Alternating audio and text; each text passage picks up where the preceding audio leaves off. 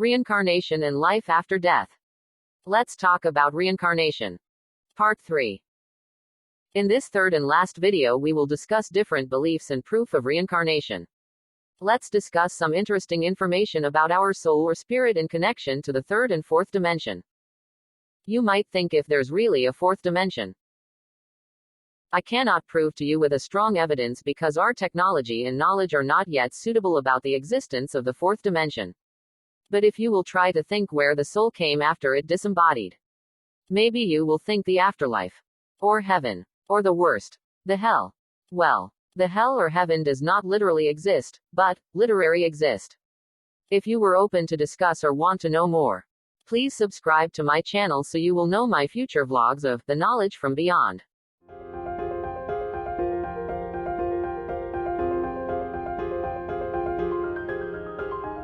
Let's get back to the topic. So what's in the afterlife if it's not the fourth dimension? A hell, a heaven. To explain briefly, imagine that there is a ball floating. We know already the existence of a ball.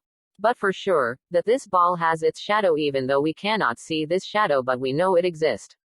When you die and in a different quantum state, this frees the bubble of air that rises. Like a bubble of air rises from the ocean floor. Even if the bubble wants to hold on, not to climb, it cannot. The density difference is so great between the two matters that the bubble will automatically and unconditionally discover the proper place. It is impossible for the bubble to swim to the bottom again. As in another example, the remote control of your garage only opens your door, does not open the next door. You can only enter the door you opened with your own remote control because it is tuned to the right frequency to open it. In universal developing, you are the key that opens the door where you can go in. All our development, be it auric or scientific, is directly recorded directly in our consciousness, which is the fourth dimension biomass installed in our physical body of the third dimension, is what gives you life. Depending on the baggage you develop, it will always be available to your spirit, and when reincarnated, this luggage will be added in your genes as an impression of the fourth in the third dimension. Therefore, genetic changes created in the third dimension must first be quantically embedded in fourth dimensional parameters to become effective.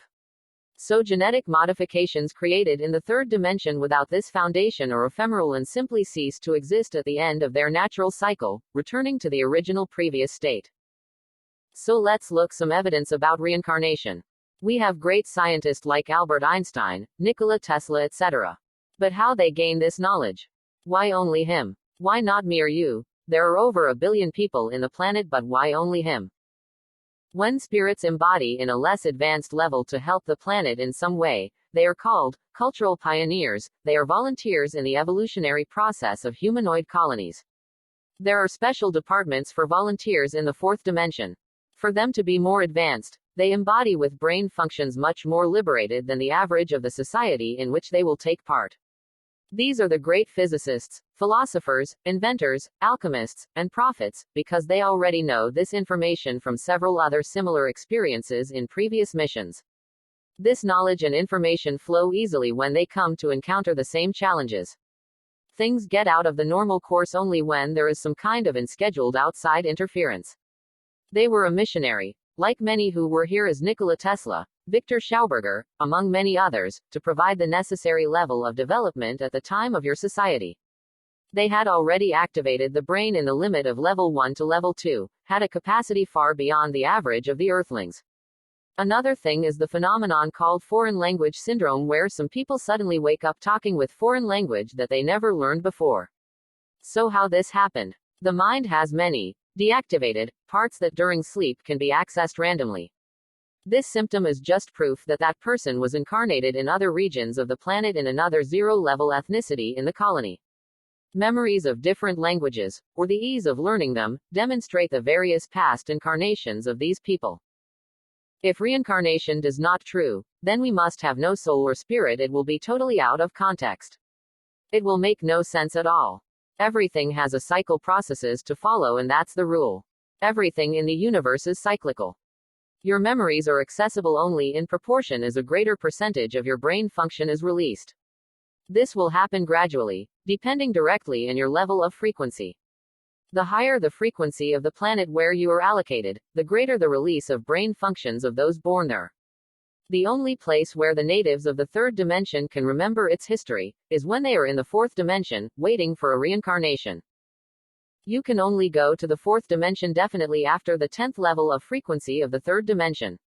When your spirit goes to this tween light zone of the fourth dimension, this is a temporal admission, a transition zone that enables the process of reincarnation in the matter of the third dimension. In this transition state, the communication is made by brain waves, that is, all speak the same language. The difference in frequency defines the level of brain development and spiritual beings born on Earth. This does not prevent any being that is not in frequency will continue to live here or working on the planet. If he dies, will not be born over here again. Of course, in this new stage of development you will analyze the immigrants who may want to live here, and set rules and limits according to your social laws. You will be a sovereign race, with the right to deny entry or migration on the planet who you want to. To summarize it all, reincarnation is a process of continuous cycle of life development between the third and fourth dimension, in which the body is just like a vehicle that holds the quantum energy from the fourth dimension that we call life. Nothing in the universe disappears, everything moves to another stage. End of the last part. Part 3. I hope that you understand the concept of reincarnation. You can watch it again and listen slowly so you can analyze more. Sometimes we can't catch up or understand what we hear or read by just only once, but the more you read or hear, the more we understand the value. If you asked how did I know this information? One thing I can tell you. This information does not came from any earthlings. This information came outside from our planet, from a civilization that is much more advanced than ours. From a race where their frequency is at level 5. Meaning they know more about the concept of life, universe, dimensions, technology, etc.